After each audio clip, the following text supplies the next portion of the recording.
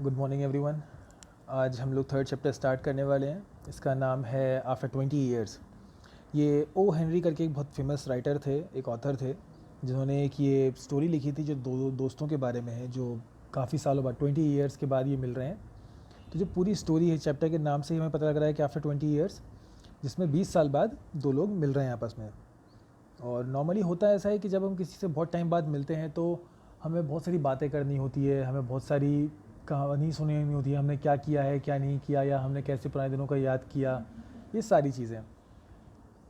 तो जब भी हम किसी ऐसे इंसान से मिलते हैं, जैसे कि आप लोग अभी 8th क्लास में हो, अब आप कुछ सालों बाद जब कॉलेज पास हो जाओगे, जॉब लग जाएगी, उसके बाद फिर अचानक किसी दोस्त से मिलते हो, तो नॉर्मली जो आपका बिहेवियर है, आप बहुत एक्साइटेड हो जाते हो उसको देखकर, उसको आप बात करना चाहते हो, आप बहुत सारी बातें करना चाहते हो, बहुत सारी चीज़ें होती हैं बोलने के लिए। तो वैसे ही यहाँ पे क्या हुआ है कि दो दोस्त हैं जो 20 साल बाद मिलने का प्लान बनाते हैं कि 20 साल बाद हम यहीं पर मिलेंगे। तो हम देखते हैं इस स्टोरी में क्या हुआ है। The police man on the beat moved up the avenue impressively.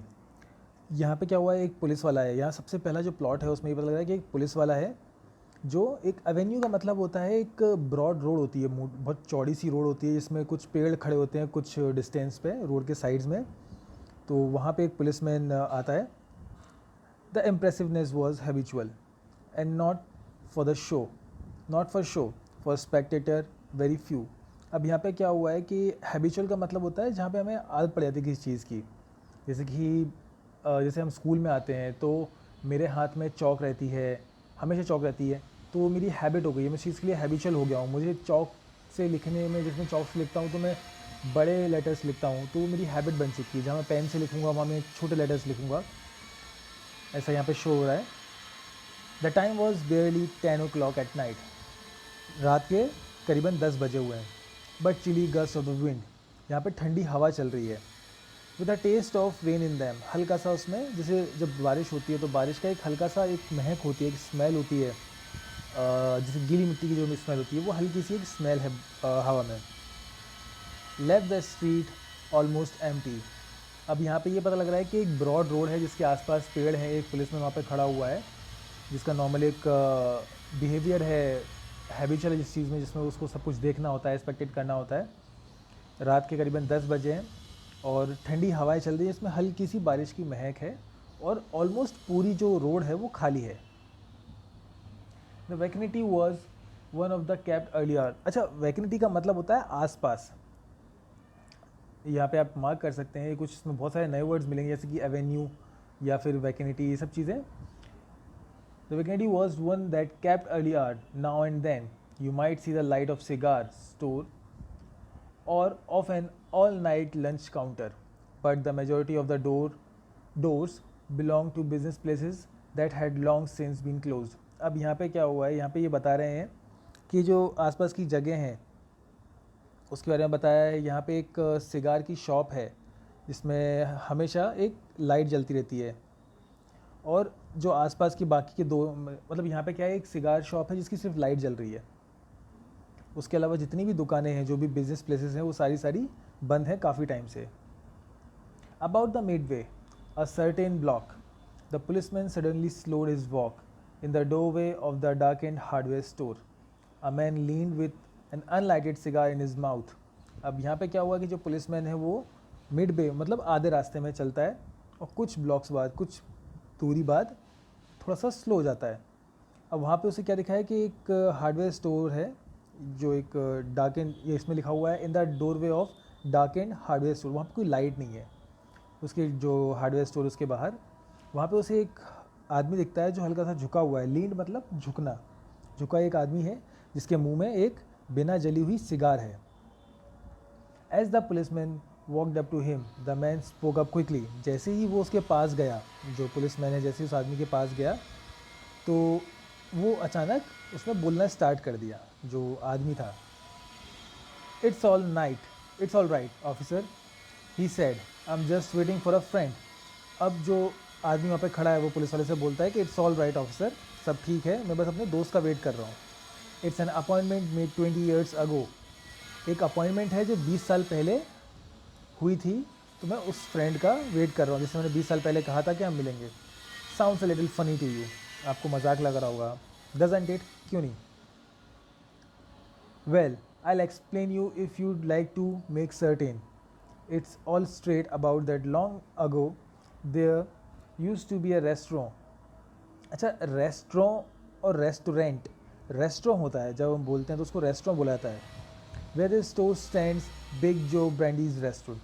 अब यहाँ पे क्या हो रहा है कि यहाँ पे जो ये आदमी है जो वहाँ पे खड़ा हुआ बिना जली हुई सिगार पी रहा था, वो पुलिसमैन को बताता है कि मैं सीधे सीधे मुद्दे पे आता हूँ, मतलब मुद्दे पे सीधे सीधे आया है। उसने बताया है कि हुआ क्या है एक्चुअली, वो यहाँ पे क्यों खड़ा है। काफ़ी टाइम पहले यहाँ पर एक रेस्टोरेंट हुआ करता था जिसका नाम था बिग जो ब्रैडीज़ रेस्टोरेंट।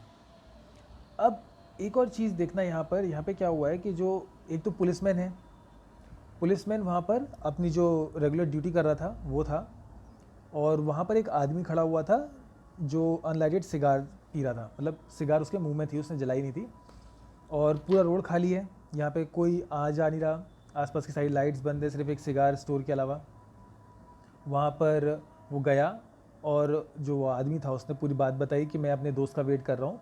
यहाँ पर पहले एक बिग जो ब्रैडीज़ रेस्टोरेंट था, यहाँ पर हमने मिलने का एक प्लान बनाया था। अब आते हैं स्टोरी पे। Until 5 years ago, said the policeman, it was turned down them. अब पुलिस वाला उसको बता रहा है कि यहाँ पर जो ये रेस्टोरेंट था ये 5 साल पहले ही ख़त्म हुआ है। 5 साल पहले तक ये रेस्टोरेंट यहाँ पर था। The man in the doorway struck a match and light his cigar. lit his cigar, lit मतलब जलाना।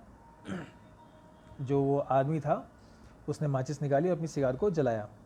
The light showed a pale square jawed face with keen eyes and a little white scar near his right eyebrow. His scarf pin was large diamond and oddly set.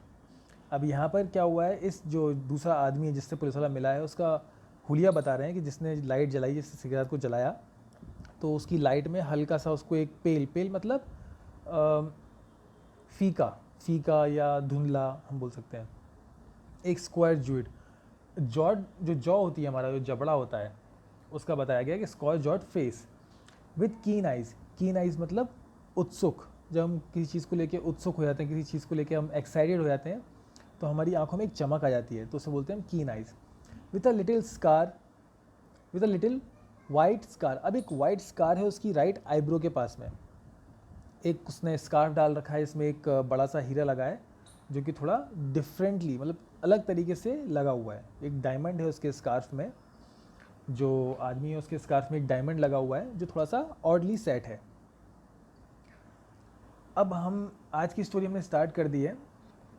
मैं चाहता हूँ कि आज का आपका जो होमवर्क है वो आप कंप्लीट कर लें। जो ओ हेनरी जो इसके ऑथर हैं उनके बारे में चैप्टर की स्टार्टिंग में, जब चैप्टर आप स्टार्ट करेंगे, नोट्स बनाएंगे, उसकी स्टार्टिंग में एक 5 से 10 लाइन का एक पैराग्राफ लिखना, जिसमें ये जो ओ हेनरी हैं इन्होंने क्या किया है, कहाँ के हैं, कौन सी बुक या नॉवेल लिखी है, किस टाइप के राइटर थे, कहाँ पैदा हुए, क्या पढ़ाई करी, ये जो भी आपको डिटेल्स मिले, तो ये आपका आज का होमवर्क है।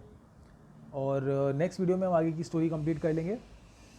आप ये होमवर्क ज़रूर कर लीजिएगा ताकि आपको जो ऑथर हैं, जो राइटर हैं इसके, उसके बारे में थोड़ा सा पता लग जाए। कोई भी डाउट्स क्वेरी होती हैं तो आप कमेंट सेक्शन में डाल सकते हैं या अपनी नोटबुक में नोट कर लीजिए, ताकि जब भी हम मिलेंगे, जब भी हमारी क्लास लगेगी, तो आप वो डाउट्स क्लियर कर सकें। Thank you.